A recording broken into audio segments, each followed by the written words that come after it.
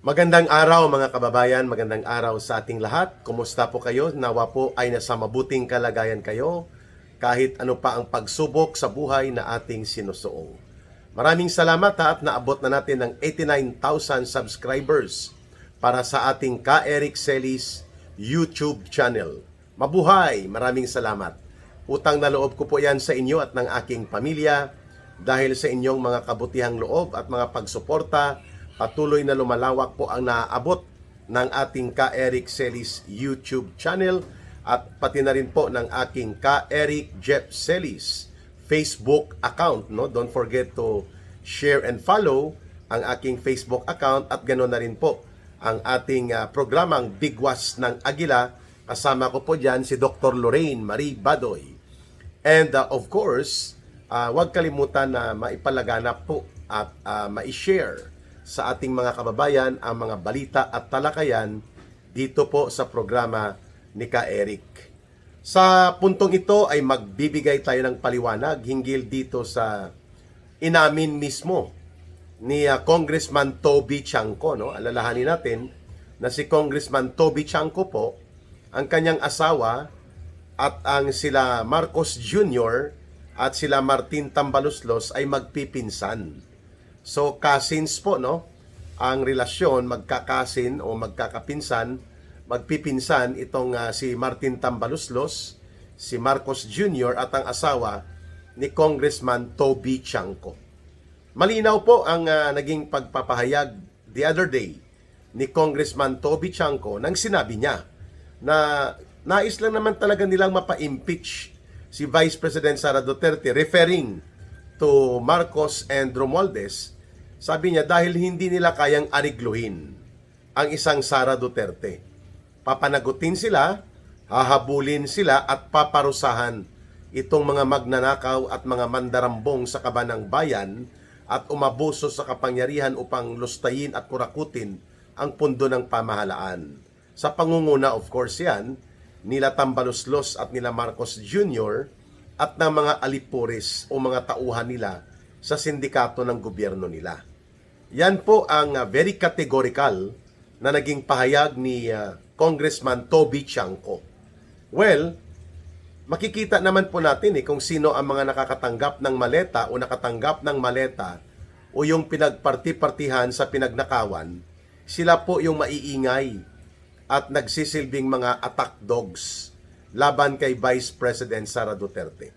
Sapagkat yung political views na sinasabi ni Congressman Toby Chanco, mahirap po makipag-areglo sa isang pangulo na kagaya ni Sara Duterte na desidido o mayroon pong deliberate posisyon na papanagutin niya ang mga nagdambong, nangulimbat at nangurakot sa kaban ng bayan, nag-abuso at naglustay sa pundo ng bayan, sa pundo ng mga mamamayan.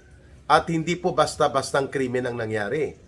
The monumental crime of corruption and massive plunder was presided no less by Marcos and Romualdez.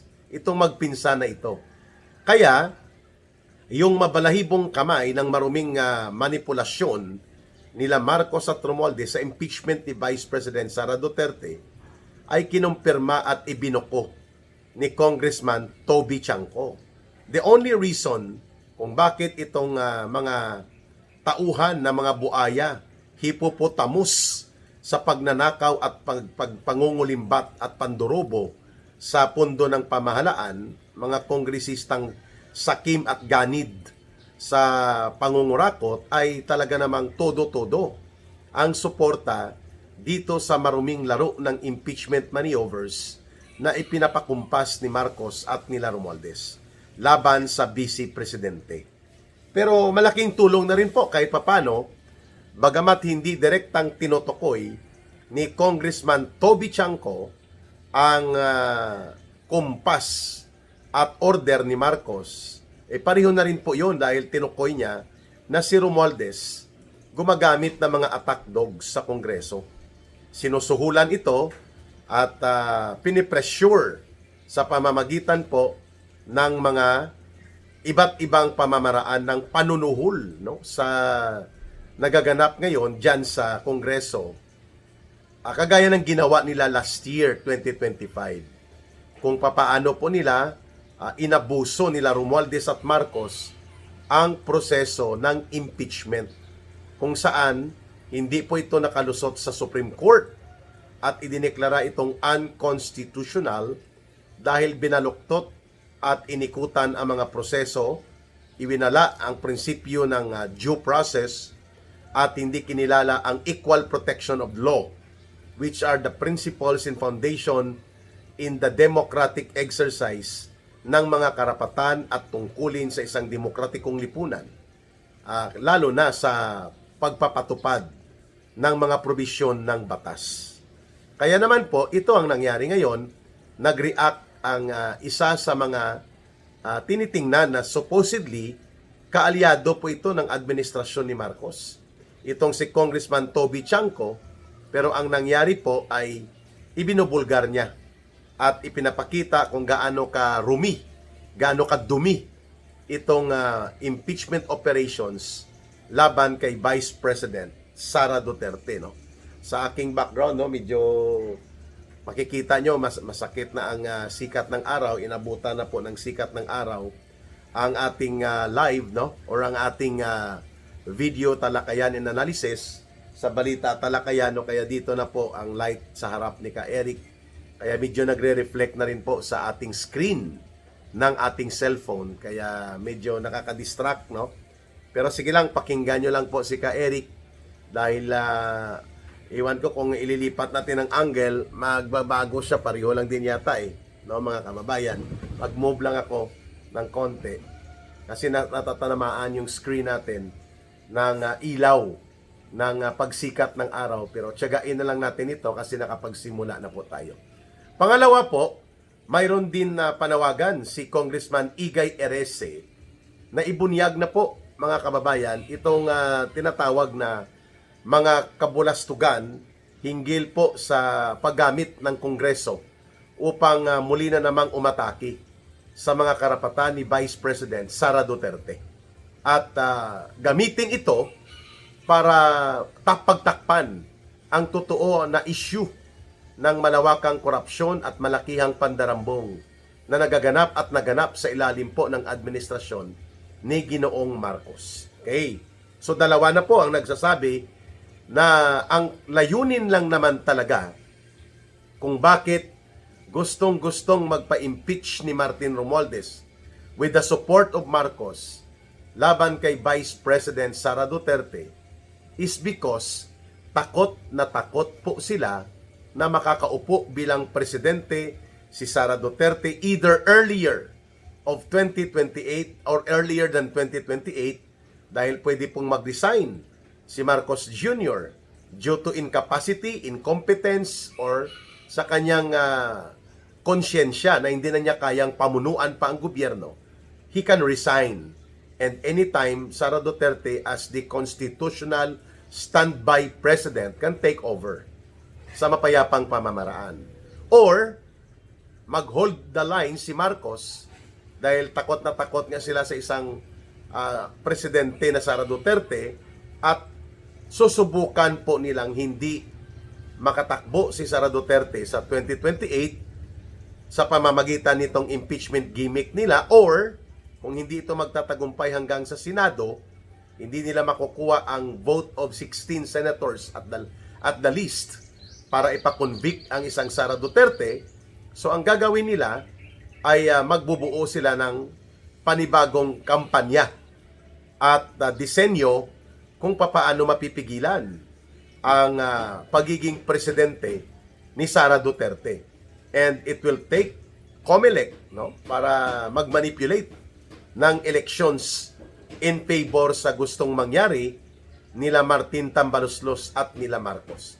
But still, the bottom line, mapapaaga man o mananalo si Sara Duterte sa pagka-presidente, takot na takot itong sila Marcos at sila Romualdez.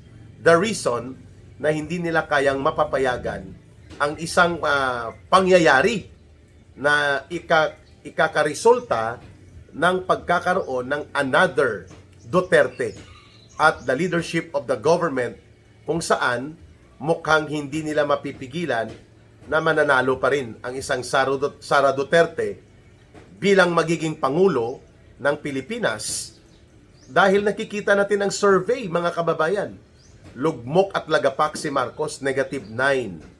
Sa GMA News Network and DZWB direct survey sa mga mamamayan, umaalagwa po si Sara Duterte, no? Almost 30% ang positive percentage ni Sara Duterte sa trust and approval rating. Si Marcos, -9. Below zero. So makikita natin talaga na the people already reject Marcos. Itinatakwil po ng taong bayan si Ginoong Marcos sa kadahilan ng incompetent bilang maging Pangulo. Pangalawa, hindi niya kaya pamunuan ang gobyerno sa tamang direksyon. Pangatlo, siya po ang itinuturong mastermind kasabwat si Romualdez dito sa malakihang pangungulimbat sa kaban ng bayan at pagkakaroon ng iskandalo ng massive plunder and systematic corruption. Mantakin ninyo sa flood control projects alone, mga 1.4 trillion pesos po ang nakulimbat na pondo ng sindikato nila Marcos at Romualdez at ng mga tauhan nila. Ayon po ito sa salaysay ng mga nakakaalam direkta sa kanilang sindikato na operations, kagaya po ni Ginoong Saldico at ng kanyang mga tauhan at iba pang mga testigo. So, ito po ay confirmatory declaration lamang on the part of Congressman Toby Chanco kung bakit sinabi niya that another presidency of a Duterte in the persona of Sara Duterte ay talagang nanginginig sa takot. Itong sila Martin Tambaloslos, sila Marcos Jr., kasama na po dyan kahit hindi siya direktang pinangalanan ni Toby Chanco, sila Sandro Marcos, ito pong sila Stella Kimbo, ito sila Dong Gonzales, ito mga gang of 6 plus 4, ito mga contractors na ginamit ang Kongreso para hut-hutin, sipsipin at ubusin ang pundo ng pamahalaan at ang kaban ng bayan to the detriment and to the grave disadvantage of the people. Kaya naglugmok po ang ekonomiya, gumagapang ang kabuhayan ng mga mamamayan because all of this bumabalik po sa malawakang pangungurakot at pangungulimbat na nangyayari at nangyari sa ilalim ng gobyerno ni Marcos at Romualdez.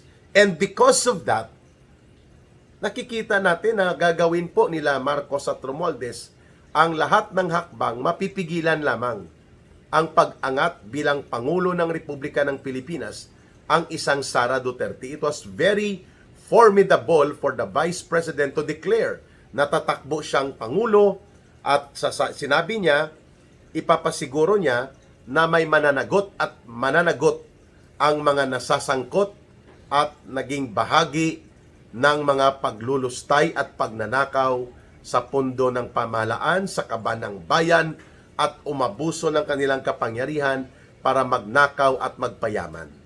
Very categorical po ang ganong deklarasyon ng Vice Presidente, kaya sabi ni Congressman Toby Chanco, 1 million times, no, in an attempt on the part of Congressman Toby Chanco to emphasize 1 million times hindi nila maaariglo ang isang Sara Duterte.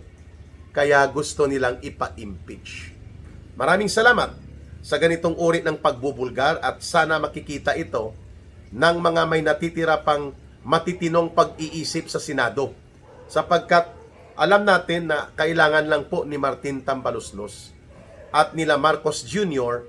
ng mga 108 signatories na pipirma ng mga kongresista anytime in the month of April or in the month of May. Magpapatawag sila ng kapulungan nila at iaakyat na nila ang articles of impeachment na kanilang binaluktot na naman laban kay Vice President Sara Duterte.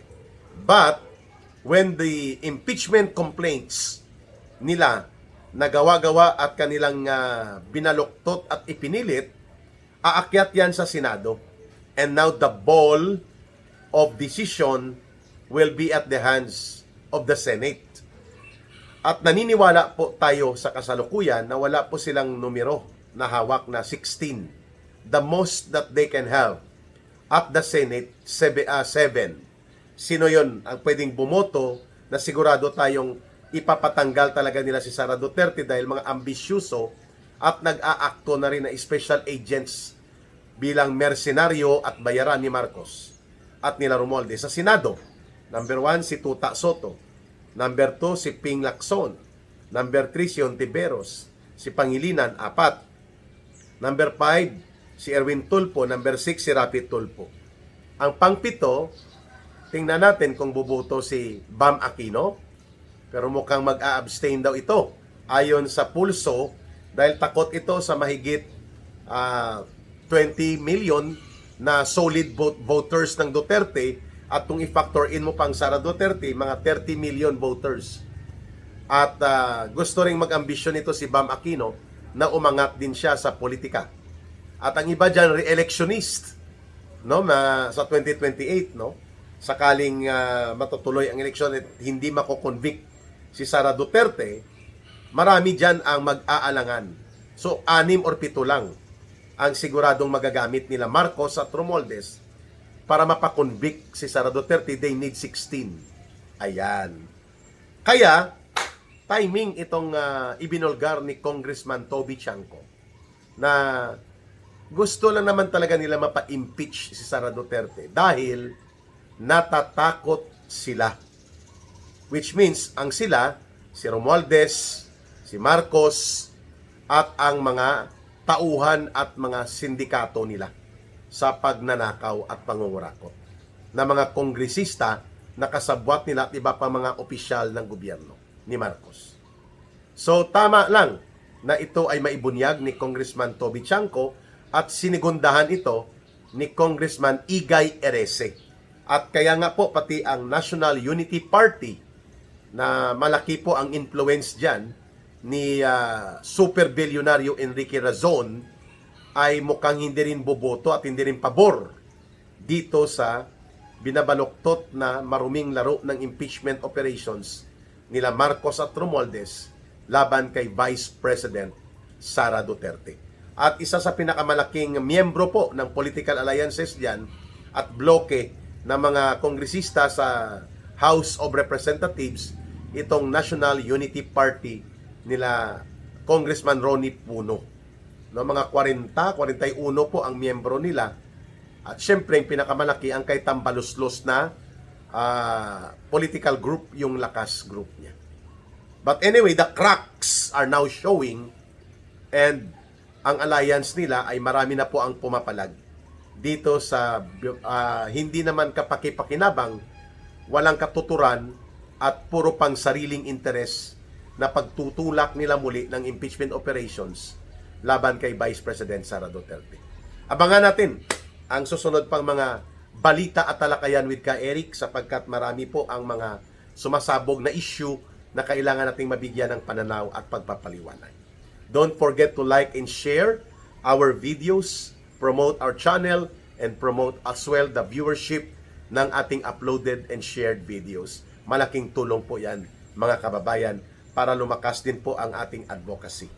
Sa mga gusto o nais tumulong ng voluntaryo sa ating People's Advocacy Center na Bangon Sambayanan People's Movement na pinamumunuan po ni Ka Eric, you can send whatever amount, 1 peso, 2 pesos, 5 pesos, 10 pesos will do. Iipunin po natin yan para mayroon tayong operational fund for our advocacy programs and advocacy campaigns sa iba't ibang sektor at komunidad na iniikutan po ng Bangon Sambayanan. Ang numero na gamit po natin ay 0916-308-7710. 0916-308-7710. Rohilda Celis po ang pangalan kay Langging. Ayan. Mga kababayan, huwag nating kalimutan, mahalin natin ang bansang Pilipinas. Walang ibang magmamahal nito kundi tayo ring mga Pilipino. Para sa Diyos at sa Pilipinas nating mahal. May God bless everyone and may Allah will be with those who are Muslim brothers and sisters. Maraming salamat. Bye for now. Ito po si Ka Eric. Mabuhay at maraming salamat muli.